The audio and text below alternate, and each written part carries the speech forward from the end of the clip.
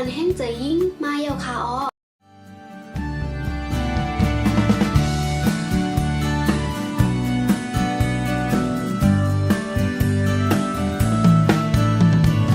แห้งตาบนสู่เฮาอยู่หลีเจอคู่หันจันบนตังขียิ่งไต้ป่องข่าวเจเงาสีรายการแห้งใจยิ่งมาเยาคาออ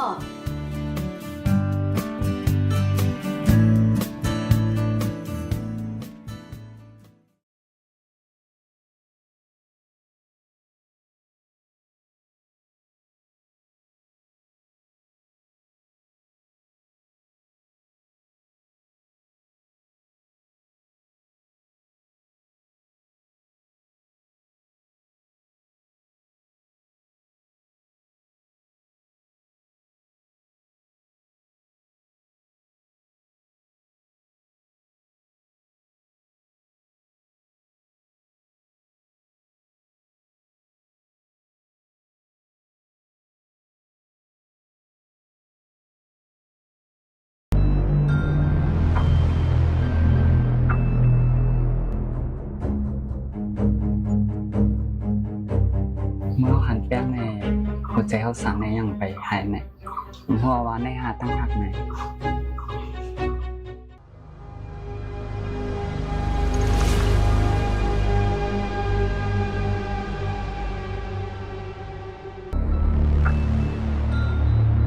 นะคะพี่นันเขาเด็กในนี้เข้ากันยังไงทุกวันทุกหน้าเขามากไว้นะใจเย็นเอ๊ะแบงค์ประมาณไหนลูกสุพี่มาลาลีลา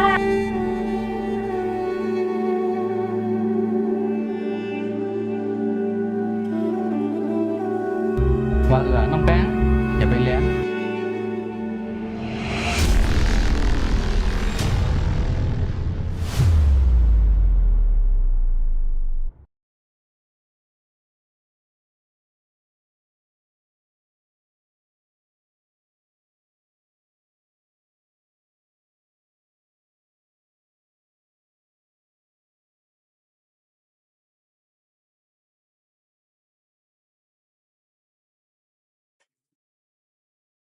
ก็ได้แบ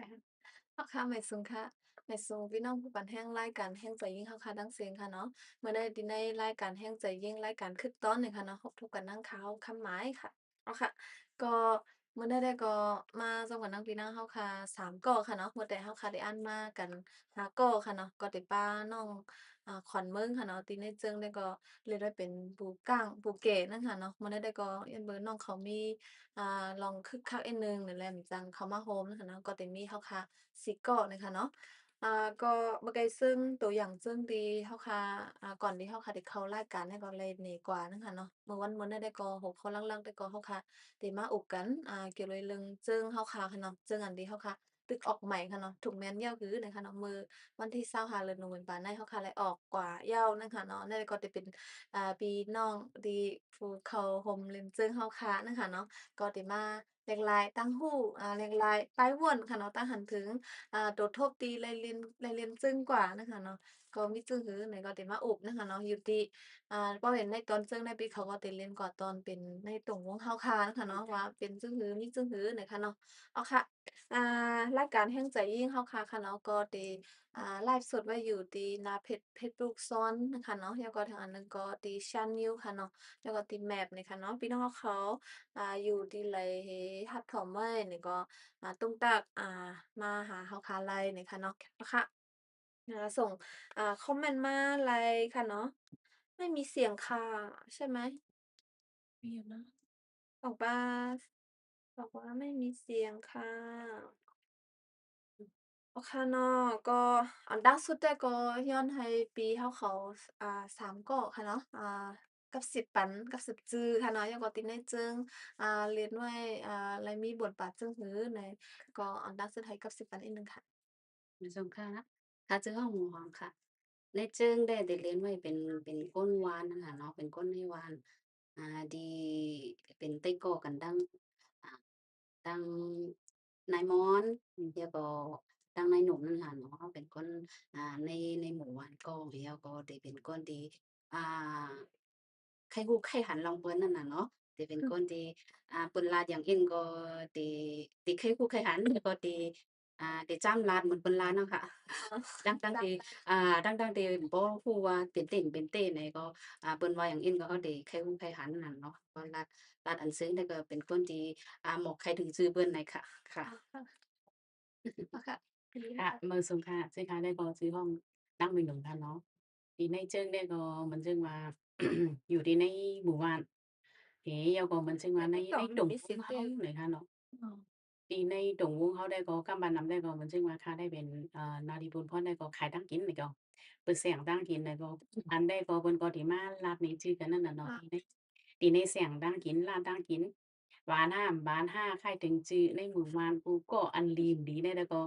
มาข่าวได้ก็เหมือนชื่อว่าละยินกูภายนั่นกันเนาะอันนั้นเราได้เป็นแหล่งที่ข่าวค่ะเนาะค่ะที่เป็นที่แหล่งข่าวกัน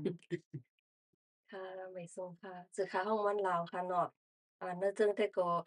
ที่เป็นไต้ก่อกันแล้วก็เป็นที่เป็นคนบ้านก้อนหนึ่งเหตุก็เหมือนว่าเพราะว่ามีข่าวห่างๆนี่ก็ที่ที่ใครลาดกันนั่นน่ะเนาะว่าโจ้กันให้กว่ากินตั้งกินที่เสียงห่างๆนี่ก็ที่เป็นที่กว่าอุบกว่าลาดนี่กันนั่นน่ะเนาะค่ะอ๋อค่ะก็ก็ประมาณตัวที่พี่เขารายละเอียดได้ก็มันก็เป็นเรื่องปลูกหมันอันที่เป็นมีอยู่ที่ในหมู่ในวานนั้นค่ะเนาะค่ะแล้วได้ใช่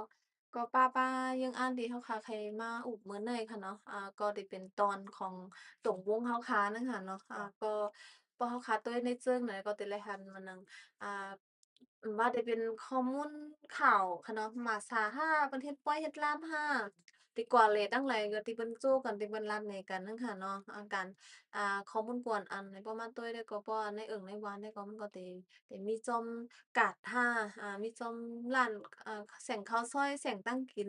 ติก้นจูบตุ่มกันในก็เขาก็สิแลกหลายข้อมูลกันค่ะเนาะใช่แต่ว่าตีในได้ก็เฮาคาใครมาอุบแต่ก็ตอนที่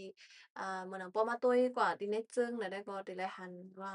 มันมีพรตุ่มยอนนั่นค่ะเนาะการที่ตรงวงที่ไอ้ลูกที่ตรงวงให้เป็นมานั่นค่ะเนาะมัน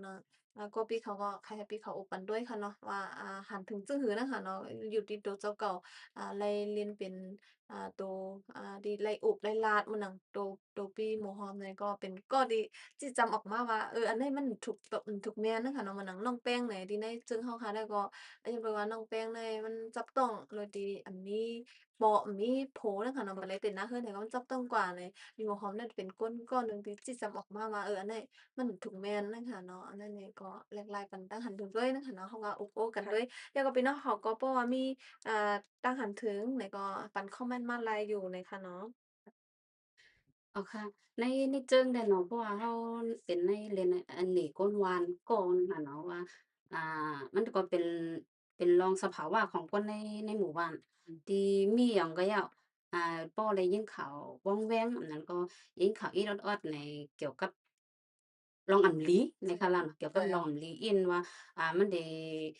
เป็นรองซุบซิบหรือว่าเป็นรองที่คือก้นดังหนำหูที่ไหนมันสิเป็นรองสภาวะในใจเต้ก็หลุนลาดเก้นั่นค่ะเนาะแล้วก็อืมเฮาเต็มตั้นจอบถามด้วยว่าข้อมูลอันนี้จ่องมันหมั่นแม่นใช่ค่ะใช่แล้วก็เฮาเต็มอ่าตั้นถามไผอะว่ามันเหี่ยงแหลงเป็นมานี่ค่ะเนาะแล้วก็เขารู้เลยลาดต่อปากต่อกำกันเลยน่ะค่ะเนาะเพราะว่าลาดแทงกลองโอกาสแทงกลองเนี่ยมันเป็นอะไรมันโหลยาวกันกว่าเห็นคือเฮาพูดจังนั้นเดะนั่นน่ะเนาะบ่เป็นคนใช่ในบ้านเนี่ยเขาแค่ฮู้ว่าเขาโหลลัดเขาโหลจิเขาโหลจำอะให้ไหนแล้วก็มันเป็นมานั่นน่ะค่ะเนาะเพราะในหมู่บ้านเนี่ยมันก็เป็นสภาวะใครว่าตั้งแต่เมื่อก่อนนั่นน่ะเนาะตั้งแต่ปานปู่ปานหมอนเฮามาฮาดดอกมื้อเหลียวก็ยังตึกมีอยู่นั่นค่ะเนาะเฮาย้มย้ำว่ากำนำหมู่บ้านต่างตีก็มันถึงเป็นโตเป็นทางเมืองใต้เฮานั่นน่ะเนาะก็กำนำก็สิเป็นสิเป็นสภาวะของในหมู่บ้านเนาะค่ะเพราะอยู่ในอันนี้ที่ในตุเจิงเลยน่ะเนาะเราก็เป็นคนบ้านกองที่เกียกลาดลองเปินเกียกไขฮู้ลองเปินจังนั้นค่ะเนาะใช่มันเป็นจังนั้นที่แล้วก็เฮาส่ำที่วนป้าแทงว่าบ่ก่อนไหนมันดีบ่แม่นไหนมันดีในมันสิเป็นมาจั่งใดอันนี้ใช่ด้วยความหยุ่มหยามที่มื้อก่อนที่เราก็เป็นมานั่นค่ะเนาะแล้วก็เอาความหยุ่มหยามมื้อเก่ามื้อก่อนที่เราก็รัดต่อกันที่เราก็ตึ้นอ่าตึกใจกันหนูนั่นค่ะเนาะอย่างนั้นแหละมันไปหายดังหั้นถึงเฮาได้เหมือนไหนนั่นเนาะในค่ะตัวเจิงค่ะ อืมเพราะว่าตัวเองเนี่ย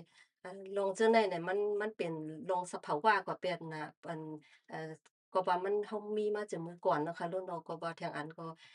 เฮามันมีเหมือนเชิงกับตัวเหลียวนั่นน่ะเนาะมือกูปกแต่ก็มิดต้วยโหลดต้วยทีวีโหลดต้วยอีหยังเนี่ยมันสุมีเลยสิว่ารัดรัดถึงชื่อกันรัดนี่กันเจอเต้นนี่ก็เฮาบ่ฮู้ไรนั่นน่ะนี่有個部門即係啲人เขาด้วยได้ที่ในตรงวงได้บ่เหมือนซึ่งว่าอันใดได้เพิ่นมารัดก็อย่าว่ามันเป็นอันผิดอันถูกนั่นน่ะแต่เนาะก็เป็นบางอันก็ใช่ในมันเป็นอันที่อันเฮ็ดให้เพิ่นตุ้มเตื้อใจเนี่ยเขาก็ห้ำม่วนถึงสิ้นอันนั้นเลยเป็นอันคู่กะห้าเหมือนซึ่งว่าเฮ็ดเหมือนซึ่งว่านั่นน่ะเฮ็ดสิผิดเฮ็ดเหมือนซึ่งว่ารัดเฮ็ดนี้ลูกเฮ็ดไหนจั่นั่นน่ะอ๋อเนาะซีนนี้เฮ็ดไหนเนี่ยมันได้มีตั้งนำนั่นน่ะเนาะนั่นแหละอันนั้นก็เฮ็ดให้เหมือนซึ่งว่า ดีในตรงวงเขาในเป็นอันการซี้นี้กันนำอย่าบ่แทงอันหนึ่งเหมือนจึงว่าเขาก็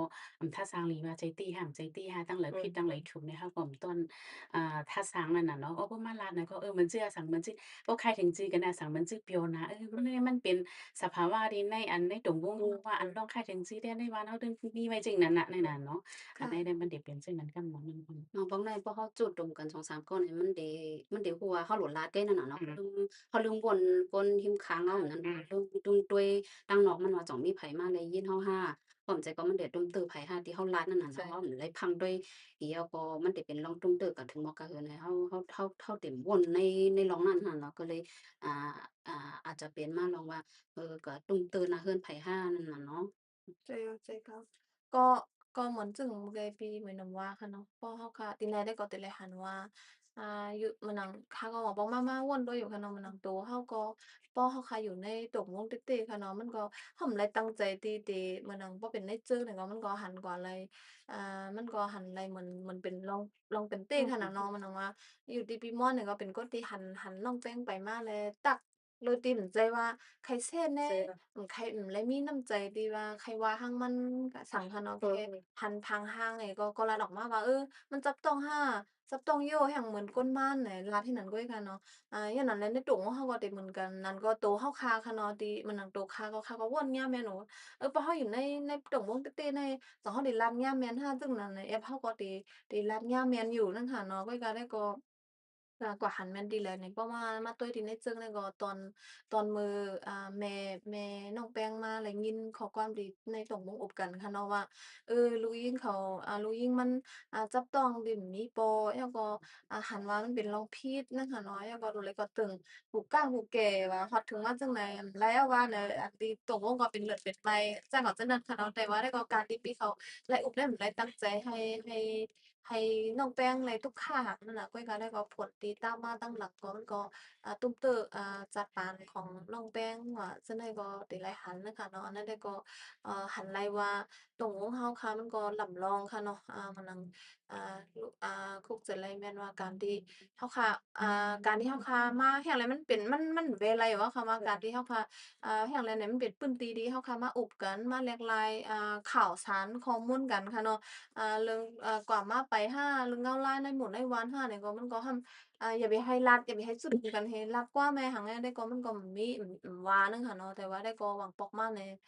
เฮาค่ะเต็มสัตติแม่นค่ะเนาะเพราะเฮาค่ะอยู่ในตรงในวันได้เฮาค่ะก็ได้รัดแม่นและเฮาคำฟังแม่นว่ามันได้ตุ้มเต้อเผอเรียกว่าเหมือนหนังมันเคยได้ปิดหมู่ของว่าเฮาคำต้นมีขอถามว่าจ่องมันใจเต้บ่มันใจเต้แน่นอนนะเฮาส่งไว้ร้านออกมาหืออืมฉะนั้นก็เฮาคำมีค่ะเนาะเฮาฮู้ลองใครลัดใครไล มันเป็นเรื่องมันตุ้มเตื้อไผค่ะเนาะเฮาหันว่ามันตุ้มเตื้อไผแล้วเฮาก็ลัดออกกว่านั้นค่ะเนาะก้อยก็ได้ก็กำเริบมาพอเป็นผลตามมาก็ทำไรขึ้นทัดสร้างว่าย้อนเปิ้นเฮาลัดก่อนเลยหือมันมีรองตุ้มเตื้อจึงไหนว่าจั่งใดค่ะเนาะค่ะทางแต่พี่น้องเขาก็ติไลหันตั้งนำค่ะเนาะใช่เงาลายจึงไหนในสังว่ามีมีเงาลายจึงไหนเลยใครมาแลกลายนี่ก็แลกลายนึงค่ะเนาะตัวทบมีลายหันเป็นจื้อพอนตุ้มยอนมันสองเหมือนในเจิงอันที่เฮาค่ะ เฮ็ดออกมาได้5นี่ก็แรงหลายๆนะคะเนาะค่ะเสียงเมื่อกี้ที่ว่าเสียงขาดกว่าว่าแล้วก็วิดีโอมันกึดกว่าในสองปลาอะไรขึ้นกับฮู้ค่ะเนาะค่ะที่เขาอุบต่ออะไรอยู่คะหน้าค่ะ อ๋อว่ามันซึ่งว่าที่ในตรงวงเขาได้ก็อ่าตั้งหันถึงนั่นน่ะเนาะมันซึ่งว่าตาดีลาดอันเรื่องเปิ้นในเขาค้าในอำไรท่าสร้างอำไรมุ่นนี้ยาก็อำความไรผายเนาะยาก็ทางอันนั้นที่ตุ้มตื้อห้าเฮ็ดเธอจักบานเปิ้นเป็นกันนั่นใน ตีอำม่วนถึงนิ้วจังนั้นค่ะเนาะเป็นอันที่เหมือนซึ่งว่าผู้ใดยินก็รู้เลยใครหนีกันในที่เป็นมาจังนั้นแหละเอาเหมือนซึ่งว่าลองเพิ่นให้เอาเป็นเหมือนซึ่งว่ามันก็ดีกว่านั้นขนาดเนาะอันใดได้ก็มันถ้าเฮาได้ก็เหมือนซึ่งว่าตามที่เฮาได้มาลาจังนั้นเนี่ยเฮาหลงไหลต่างๆนี้ลาดก็หลงลาท่าเนี่ยเฮาก็ถูกเลยมีเช่นนั้นลองสุดดูเบิ่นห้าในเฮาเก็บไว้วีไว้ก่อนพวกของผู้ที่ๆเนี่ยอันนั้นก็ใครใจไว้จังนั้นนั่นขนาดเนาะ แล้วก็ทางภายหนึ่งในตรงวงเฮาค่ะได้ก็การอันซี้นี้ก็ได้มันนำขึ้นมาหลายเฮ็ดให้เฮาค่ะในตรงวงได้แตกย้ายกันเฮือนหนึ่งและเฮือนหนึ่งในอำไคหลีจั่งกันปลายห้าพิดกันห้านี่มันก็สิมีนำขึ้นมาเช่นนั้นใครเฮาว่ามันจึงว่าปันแฮ้งกันห้าเกลียดเคกันห้าให้ในใครเป็นเช่นนั้นนั่นขนาดเนาะคนในตรงวงได้ก็ในหมู่บ้านได้ก็ใครทุกย้อนได้ก็ตั้งหันถึงนั้นนั่นเนาะเป็นค่ะก็ประมาณตัวได้ก็เหมือนว่านั่นค่ะเนาะมันมีพรย้อนมันดังนำค่ะเนาะซึ่งมันนังก็เอาตัวอย่างที่ซึ่งในว่าไว้ค่ะเนาะมันนังน้องแป้งเนี่ยอ่าอยู่ดีนางยิงคนหนึ่งก็มันก็เลยมีร้องตุ้มเตอร์ตั้งนำค่ะเนาะมันนังว่าเลยยันเบอว่าเกิดขึ้นเป็นมาไว้ก็ได้ยันเบอมันนังตรงวงก็เส้นแน่เลยเหยก็ทำแต่ว่าการเปิงแต่ตะลาก็ทำยันเบอมีลองยิมยำเก่าๆห้าเนี่ยก็เฮ็ดให้มันมีลองเพ่งเป้งก็เป็นนังค่ะเนาะยก็ประมาณวันด้วยแทง10ต่อตั้งหลังค่ะเนาะมันนังว่านางยิงตีป้าต้องไว้ก่อนหนึ่งเลยก็อยู่นอกวันให้เขาจะเลยเกิดลูกตีนอกวันหั้งก็อยู่ข้าวตั้งเกาเหลินค่ะเนาะยก็ลูกอ่อนอะดี เลยมือพองจับมือพองอยู่ในต้องมือพองอยู่ในต้องแม่นั่นเลยกว่าอยู่นอกบ้านแท้ก็บ่มีเหมือนว่าแต่ว่าคือการช่วยแถมน้องห่มโลมหั้นก็บ่มีดอนดาลูกออดก็นั่นแหละแต่มีพันตุ่มยอนหั้งแทงตั้งนำว่าจั่งใดก็วนยาหลายนึงค่ะเนาะอย่างนั้นเลยก็ปีใดได้ก็หัน来ว่าตรงม่งก็มันก็ลำลองนึงค่ะเนาะมื้อนั้นสังว่าป้อเว้นมื้อกูบ่เฮาคาเฮ็ดจึงได้จึงสังจึงว่านึงค่ะเนาะสังจึงว่าได้เฮาคาเฮ็ดนี่กว่ามื้อนั้นเงาลายลองเป็นเต้แล้วก็สังจึงว่าอะค่ะเนาะอยู่ดีพ่อแม่มันเป็นแท้งเมียงรู้อยู่ดีโผมันเฮ็ดก็เฮ็ดตรงหนึ่งแท้งเมียงรู้เพราะว่ามันได้หรือห้าไหนเฮาก็เฮ็ดแหน่นึงค่ะเนาะมื้อนั้นมาจึงโหได้ก็เหมือนกันค่ะเนาะสังว่าอันนั้นได้ก็ลำลองสุดๆได้ก็ตรงวงนึงค่ะเนาะยังเบิ่แฮ่งเลยนี่มันเป็นมาในกำนำนำใน เพราะว่าเรื่องเล่าวได้หันเลยว่าเรื่องเล่าวนั้นนี่แกจู้สาวกันสองก๊อกค่ะเนาะมันน่ะมีน้องแป้งเหมีลาวแลงเหสองก๊อกเขาฮักกันเลยเขาอยู่ซ้ำกันมาแล้วก็จับต้องมาเอาบุญพรนี่ก็มันหลุยเหย้าดีเขาไว้แต่ว่าได้ก็ยันเบิดตรงวงในมันก็เป็นเปิ้นฮ้องว่าบทบาทเขาก็ลำลองค่ะเนาะยันเบิดเขาหันมาอันนั้นมันผิดไหลไหนก็เปิงว่าหั้งว่าจั่งใดก็มาตามมาให้ก็มันก็มีผลต่อน้องแป้งนำค่ะเนาะยันเปิ้นน่ะซังจึ้งว่านะคะเนาะเพราะว่าเต้ยขึ้นจั่งเก่าเอาแหละ สั่งซึ่งว่าตรงวงทำใจตรงวงอันติมันไรมันผิดเป็นตรงวงดีแฮ่งเลยเป็นจั่งใดมาแหน่ในหมู่ในหวานเฮาเป็นจั่งใดแหน่เฮาแต่ไรเก็บไขจึ้งหือให้มันดีขึ้นเฮาแต่ไรแหน่ตั้งปันตอนดานางยิ่งก็นำจึ้งหือเลยสั่งจึ้งว่ามันเป็นจึ้งนั้นรู้นะคะเนาะเป็นลีกว่าห้านะคะเนาะมันนังพรตุ้มยอนตั้งหลังอันดีมันได้ให้ฮกฮายจั่นก็เต็มจังเป็นคืนนะคะเนาะ แล้วก็ทางอันหนึ่งเนี่ยยันเบอว่าอีกเนือมื้อเหลียวเนี่ยก็จะเป็นข้าวตังน้องต้องหนัง16วันตอนหลังการคือที่เราเฮ็ดให้เจ้าน่ะนางยิงค่ะเนาะ ก็เฮาหันประมาณตุ้ยหนึ่งตีน้องแป้งนั่นแหละเฮาค่ะก็เต็มหันว่ามันเป็นรองเฮ็ดให้จ้างค่ะเนาะประมาณหาตุ้ยเนี่ยมันมีไผแล้วเฮ็ดให้จ้าติไผค่ะเนาะมันนังว่าลาวแรงนี่ก็มันก็เป็นก้นหนุ่มก้อนหนึ่งเขาฮักกัน แต่ว่าแล้วก็มันก็เฮ็ดให้จ้าติแหละในตอนที่เบิ่งนั่นค่ะเนาะที่เบิ่งแต๊ดๆค่ะเนาะแล้วก็ยังเบิ่งว่าคอนเบิ่งก็มานั่นแหละอ่าอันก่อนที่เรียนไว้เป็นผู้กลางเฮานั่นค่ะเนาะอยู่ที่ค่ายก็ที่ใครย้อนมาเสริมข้อมูลนิดหนึ่งนั่นค่ะเนาะในตอนปลูกกลางนั่นค่ะเนาะ ทีnày có ganti cái bục cang này เพราะเขาคำว่าตัวดินเจิ้งเนี่ยยันแปลว่าปลูกกลางในมันก็เต็บตัดกอดซ้อมหนังเปิงวานค่ะเนาะเปิงวานอันที่มือผู้ปอกที่เปิ้นยามเต็บตัดมาค่ะเนาะเพราะว่าเกิดขึ้นเรื่องราวจั่งไหนคำตัวเงาลายค่ะว่าเนาะยังว่าทางอันหนึ่งก็เขาเขาก็ตั้งข้อถามเนี่ยแม่นว่า Pừng An đi, nắp yam ma de mo pan lai an wa nanมัน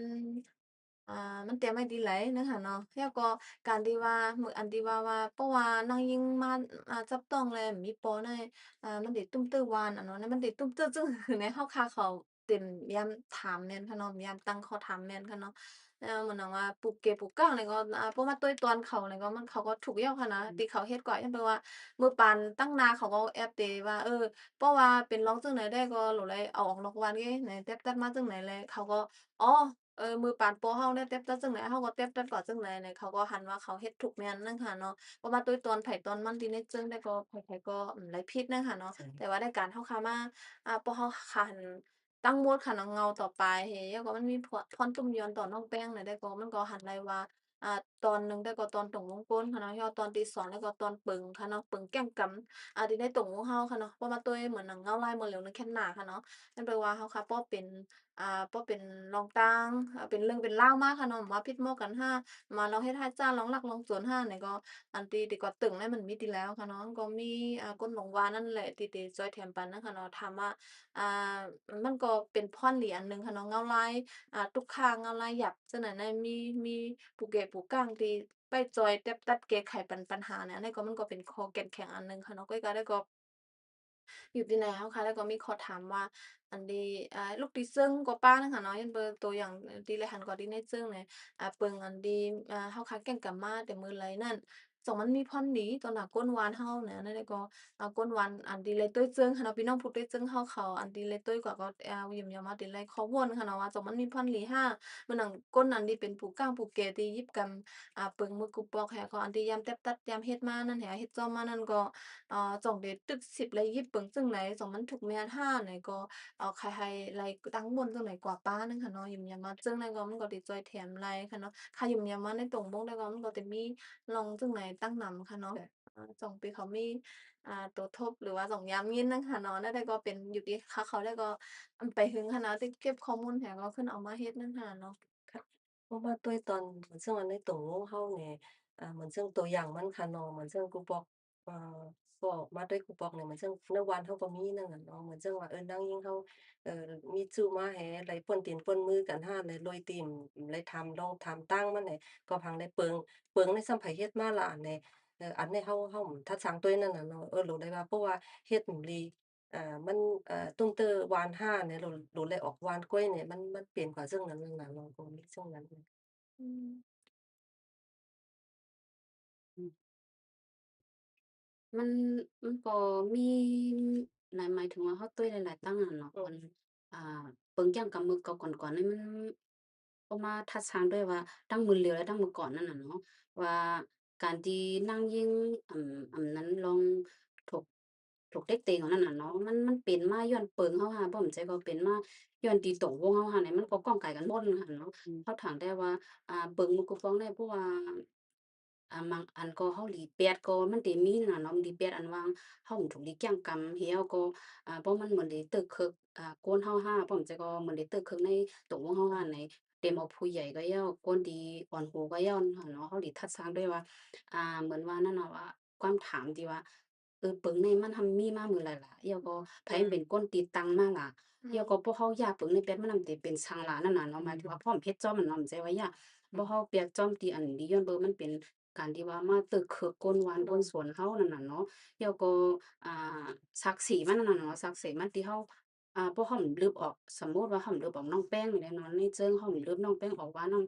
มีหยังที่เป็นมาในวานหลานนั่นน่ะมันมีหยังที่เป็นศักดิ์ศรีมันให้เฮานี้มาว่าย้อนบ่ฮ้อมลืมมันออกในวานแลอันนั้นเลยเป็นอืก็อันนี้เลยเป็นก็เอาจ่องมันมีศักดิ์ศรีหนีมานั่นน่ะเนาะมันก็บอก มเพราะว่าเฮามาทัดสร้างด้วยขึ้นอีหลีได้ก็ว่าหมางมียวในเฮาถูหลีเอาแป๊ดนั่นน่ะอืเนาะหมายมถึงว่าเปิงที่อันมันเหมือนได้เฮ็ดให้คนในเฮือนเฮาเห็นจ้ะว่าคนสวนเฮาเห็นว่านั่นน่ะเนาะมันก็อยู่ที่ว่าตกลงเฮาได้ร่วมมือกันแทงกล้ามทั้งนั้นนั่นแล้วที่เฮาหันถึงว่าอันนี้หลีแป๊ดมาอันก็ตึกหลีเอามันความคนเฒ่ามื้อก่อนว่าไว้นั่นน่ะเนาะเหมือนจั่งว่าป้อหลีก็ก็เอาเอาป้อหลีก็แป๊ดแบบนั่นน่ะเนาะอันนั้นแต่ก็กูก็ค่ะเฮาโหลโจ้ปันเดียวก็ทัดสร้างด้วยขึ้นว่า อันใดเฮาดีถูกดีตื้อกันกว่าอยู่ห้าอืมอันใดที่อันมันได้ตุ้มตื้อคนนั้นคนสวนเฮาyaเฮาถูกดีไลเอาเปียท่าลองแกงกำในนี่ได้ก็มันก็เป็นข้อวนอันและข้อถามอันนั้นน่ะเนาะก็คือตรงวงให้ลือเก่านี่ได้ก็เฮาโหลดทัดสร้างกันอีหลีเฮาก็เมอ่อนหูกว่าให้มันอ่าให้มันบ่เป็นพรหลีอืดะคนนั้นมคนเมืองนั่นเนาะอย่าไปให้มีไผไลตุ้มตื้อย้อนเปิงมือเก่ามือก่อนที่เฮาก็เฮาตื้อกันกว่าเดะกันหั้นเนาะย้อนดอก han dong beu nàyมันถึงมีอยู่จังไหนเฮาอยู่ยามบากุฏิเอาอะกำนำตึกย่างกำกันหนูก้อยก็ว่าในนี่ศักดิ์ศรีมันไหลนั่นใช่น่ะว่าย้อนค่ะสังแลมันมาตึกคึกอีหังหลายนั่นน่ะอืมเนาะเฮียงเฮามันต้องเอานางยี่ตีนหมูมีโป๊ะตีป้าดองมีโป๊ะนี่เอากลับไปในวันเนาะวันติ๊กๆนั่นอืม要คำเด็กก็อยู่จังหือหลายอย่างนะเฮาโหลดทัดทางกูตอนน่ะเนาะบ่เป็นที่เฮาหันได้มันเป็นพรให้นำก็คือพรดีนำก็คือในเฮาโหลมีทัดทางกันขึ้นกูก่อนเนาะแต่มาคนตรงวงก็หลีแต่มาใจยิ่งก็หลีปู่กังปู่เก๋ก็หลีน่ะเนาะผู้อันผู้เฮาจังได๋ที่ลองเหยียดได้ก็คนในตรงวงแลผู้อันผู้นั่นน่ะเนาะที่อันถูกหลีทัดทางกันเต้ๆได้ค่ะพอดีปีใหม่หนุ่มค่ะทั้งสองมีอิหยังดีตาหันถึงหรือว่าใครฝากใครตึกซนจั่งซี้เนาะเสียงค่ะเพราะมันจึงว่าดินได้ปักเปิงได้ก็มันอันในมันเป็นปักเปิงบ่กูปอกเป็นไรก็เปิ้นก็บ่ลากมาเฮ็ดในบ่กูปอกนั้นมันมีอันเฮ็ดกลางน่ะเนาะมันมีอันเฮ็ดกลางไหนก็เป็นก็เช่นในบ่เหลียวได้ก็มันก็เป็นไม่ใช่นั่นเองเพราะว่ามันเฮ็ดกลางไหนก็มันก็เป็นเช่นในก้อยหน้าลองตั้งฮู้ตั้งหันได้ก็อันตาดีเลยปันตั้งฮู้ลูกอ่อนยิ่งลูกอ่อนชายเนี่ยมันหลู่ไหลอันนี้จะในการนำคืนเนาะในตรงของเขาอีกแนวทางอันหนึ่งเนี่ยมันจึงว่าดีใน หมู่บ้านเฮาเนี่ยก็มันจึงว่าปลูกขี้ปลูกก้างเนี่ยก็มันจึงว่าลองปันตั้งผู้ร้อนยิ่งหนังคือเตรียมเปลี่ยนมาให้เกียรติขี้จ้าในเฮาติเฮ็ดจังหือในปลูกขี้ก็ดีเลยมีความรู้จ้าในค่ะเนาะยาวกว่าทางอันหนึ่งปอมีเนี่ยก็รู้เลยมีความรู้ค่ะเนาะมันจึงว่ามันมีมันเนี่ยก็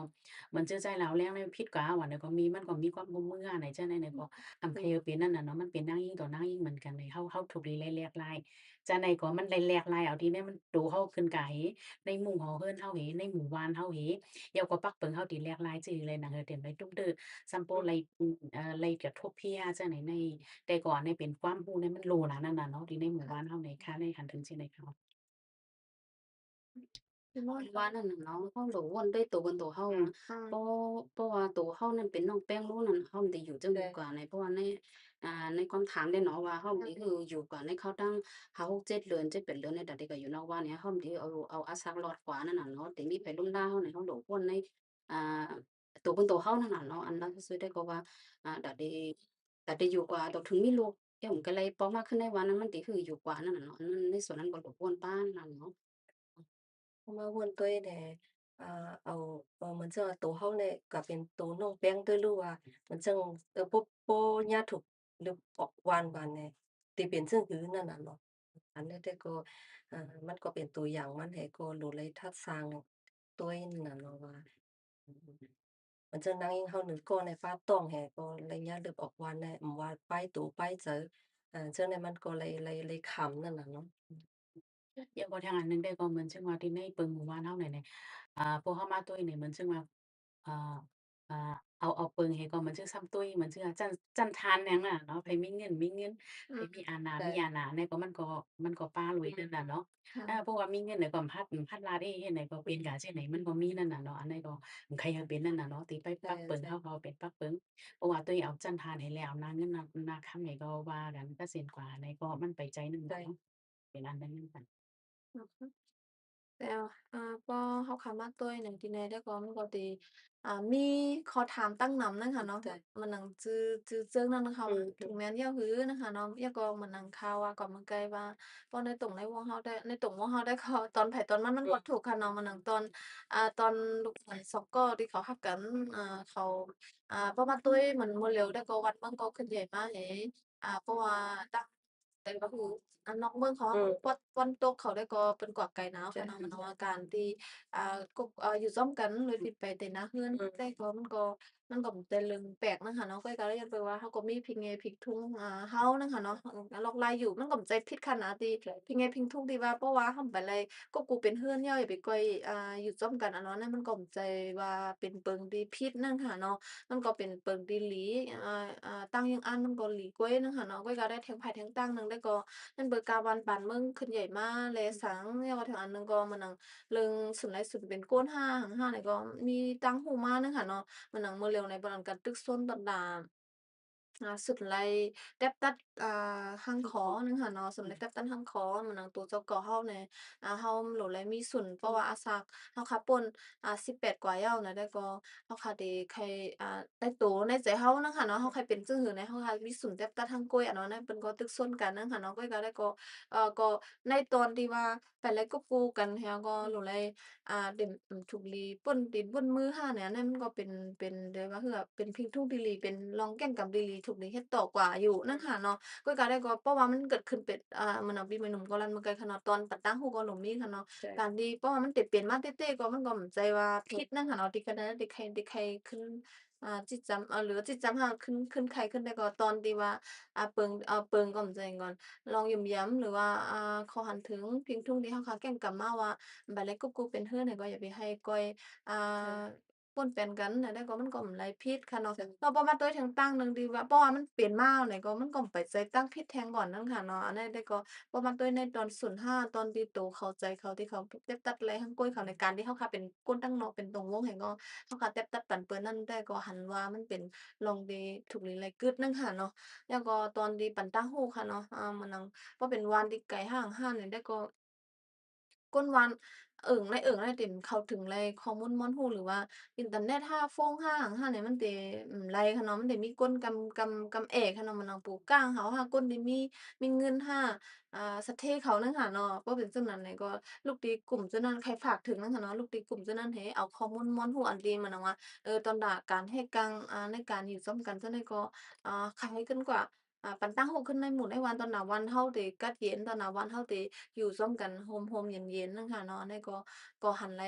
หันว่าพี่มีนำฝากถึงตัวไหนค่ะเนาะที่ไปตอนที่ก้นวานเนี่ยก็ค่ะให้อ่าเพราะว่าค่ะให้ม่วนซ่อนหลีๆแล้วก็สะไปเต็บตัดนั่นค่ะเนาะแล้วทางอันหนึ่งก็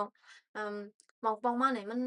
การที่เราเต็บตัดปานใดมันมีพรตุ้มย้อนถึงตอนดาตัวเราคุยกันมันก็มีพรตุ้มย้อนต่อก้นดีไรหาบมันแหน่อันนี้ก็ปีหมอหอมก็หลายๆนั่นค่ะเนาะมันเอาปีม่อนเนี่ยก็ ลายลานในเงาลายค่ะเนาะมันว่าในตรงวงห้าถูกลีเก่งกำซึ่งหือแล้วก็พรตุ้มยอนมันมีตั้งนำมาหาจังได๋ก็เลยโอ้ไข่เหน่นะคะเนาะอันนั้นมื้อใดได้ก็จะเป็นตอนที่เปิงค่ะเนาะการที่เฮาขยุ่มย่ำเปิงมาเนี่ยก็อืมเฮาก็ถูกลีลัยทัดสร้างนะคะเนาะก็ใครตึกซนถึงพี่น้องในตรงวงเฮาค่ะกูก็ค่ะเนาะใครให้อ่าแต่แล้วคือเป็นตรงวงอันที่ จอยแถมจอยแถมในตั้งปันยืนมือนะคะเนาะตอนน่ะให้ในหมู่ในวันเฮาค่ะตีกัดเย็นตีร่มเย็นค่ะเนาะมื้อนั้นแล้วก็ผักถึงที่ผู้ที่มีบ้านเฮาว่ามีสุนแต๊บๆใครอยู่เนาะมีสุนแต๊บๆเป็นติอากูก้นในเอิ้งในวานค่ะเนาะก็ใครให้ทัดสร้างก่อนที่ติแต๊บๆนะคะยังตัวมื้อเหลือเฮาค่ะมีค่ะโลเนาะเปิงอุบัติอันว่านั่นก็มันเป็นการในก็เลยอากูที่ผู้เกผู้กลางเขาที่ใน อันนี้การเต็บตัดตารางในในวันมีเนี่ยในก็ใครตึกโซนค่ะเนาะอันว่าเนอลองเฮ็ดให้จ้าจังไหนอันลองตุ้มยอนจังไหนมันถึงเย้ามันถึงก้อยเนอนั่งยิงให้ค่ะเนาะมันน้องบ่เหลียวได้ที่เขาคามาเฮ็ดได้ก็ยังเบิ่งเขาคามันเป็นในลองตุ้งหนึ่งแต่เขาตั้ง16วันตอนน่ะการขึ้นยิดเราเฮ็ดได้จั่งนั่งยิงเลยเขาเอาเรื่องในมาอุบลาดค่ะเนาะก็อย่าประมาทด้วยตั้งเรื่องได้ก็ลองเฮ็ดให้จ้ามันก็มีพรตุ้มยอนต่อมาเนาะป่อแม่น้องแป้งเกาหลีลูกน้องแป้งอันที่ได้เกิดมาเกาหลีมันก็เลยรับพรตุ้มยอนตั้งนำเนี่ยค่ะเนาะ นั่นแหละแต่ก็ภาพรวมดีเราค่ะใครเอามาฝากพี่น้องเขาๆน่ะค่ะเนาะแล้วก็แต่มีน้องเขาซึ่งเข้ามาแรงใส่ค่ะเนาะใน TikTok ค่ะไม่สูงค่ะเอ่อก็ก็ปันตั้งหันถึงมาค่ะเนาะว่าให้เฮ็ดเป็น Subtitle ภายใต้ป้าจ้อมหน่อยค่ะเนาะตอนนาที่จึงเฮาค่ะนั้นเนี่ยก็เงินจมค่ะเนาะที่ปันตั้งหันถึงมา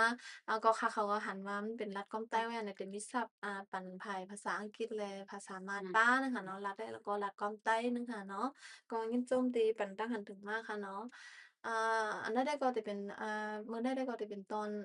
ตอนหน้าที่เฮาค้ามาอุโบกันนั่นก็จะเป็นเรื่องในนะคะเนาะอ่าก็อยู่ที่ค่าเขาค่ะเนาะมื้อนั้นได้เฮาค้าอ่ามาไลฟ์ได้ก็จะเป็น